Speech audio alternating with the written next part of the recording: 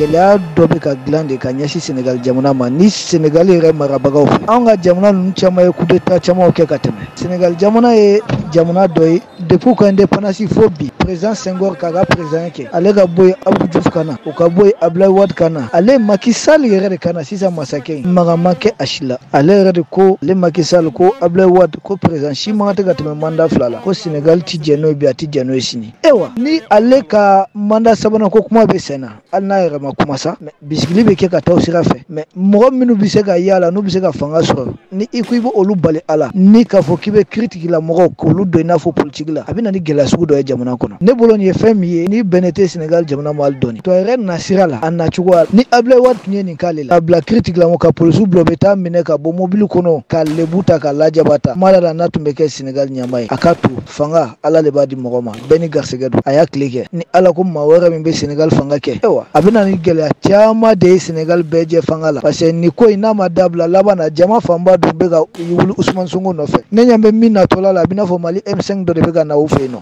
E ko nin tɛna nɔ bɔ bɛɛ jɛ fanga yɛrɛ la wa Sénégal jamana kɔnɔ bari sabu a ka di farajɛ jamana caman ye k'a fɔ Sénégal jamana ɲɔgɔn tɛ farafinna gun tile bi yan fan fana ka ɲɛsin bɛɛ jɛ fanga hukumu kɔnɔna na e k'o de yɔrɔ ni fanfɛla na. Min bɛ ka kɛ nin ye i b'a dɔn a bɛ fɔ fɛn dɔ ma démocratie fanga la pour la séparation des pouvoirs kiri fanga politique fanga min bɛ jamana kunna ani min bɛ sariya ta o bɛ ka sariya bɔ a ma n'o ye parlement ye olu mankan tɛ cogo si la ka bɛnbɛnbɛn kɛ u tɛgɛ di ɲɔgɔn ma adamaden dɔ kama walima jɛkulu dɔ kama n'o kɛra a bɛ fɔ o ma ko dictature bi an b'a ye k'a fɔ ko d'abord a ka assemblée nationale a ka parlement sigira cogo Macky Sall bɛɛ y'a ye kɔsannin na fo ka sɛta kɛ assemblée nationale kɔnɔ o cɛ man ɲi ayiwa critique la mɔgɔw ani politique tɔ mɔgɔw politiciw tɛ Ousmane Sonko in ka nali fɛ critique la mɔgɔw fana bɛ o baara la dankari bɛ ka kɛ a ka hakɛ la jama min bɛ ka bɔ a nɔfɛ dankari bɛ ka kɛ a la ani maa min y'i da mɔsɔn k'a fɔ ko Ousmane Sonko ta ye tiɲɛ ye baara bɛ s'i ma hali ni ko an ka dɛmɛ e bɛ gɛlɛya sɔrɔ bon ni cogo in na o Macky Sall b'a fɛ san 1 nin kɔfɛ Sénégal jamana in a ka kɛ cogo di ɲininkali belebele b'o yɔrɔ in de la o tuma na an b'a fɔ Macky Sall ye a ka sabali a ye jamana sumalen sɔrɔ cogo min Abdoulaye Wade yɛrɛ tun ye candidat ye nka Abdoulaye Wade sɔnna ko Macky Sall e de gagnera i kɛra Sénégal président ye o kan ka adamaden bɔ bonya la ni ale ye mandat 2 kɛ tan o tuma na ni candidat wɛrɛw kan ka na cogo si parce que an ɲɛ bɛ min na baara 2 de bɛ sen na fɔlɔ ye jumɛn ye ale Macky Sall yɛrɛ n'a bɛ se ka kɛ candidat ye ewa n'o ma se ka bɔ filanan bɛ se ka kɛ min ye ale sagonnamɔgɔw ko de ka se b'a sɔrɔ élection na kɛrɛnkɛrɛnnenya la Ousmane Sonko ni sondage mɔgɔ fanba hakilina ta o fanba b'a yɛrɛ k'a fɔ ko Ousmane Sonko ko de bɛ kan ka kɛ Sénégal ɲɛmɔgɔ ye donc ni ale kɛlen don ka nin wale ninnu kɛ cogo min na Ousmane Sonko kana ye ɲɔgɔn dan na min ye jamana président sigi ye o ye gɛlɛyaba ye sabula ni Ousmane Sonko ma sigi est-ce que gɛlɛya tɛna don Sénégal jamana kɔnɔ wa a bɛ fɔ min ma ko crise post électorale or ni Macky Sall n'a bɛ Sénégal jamana fɛ n'a tulobana minnu bɛ se ka yɛlɛma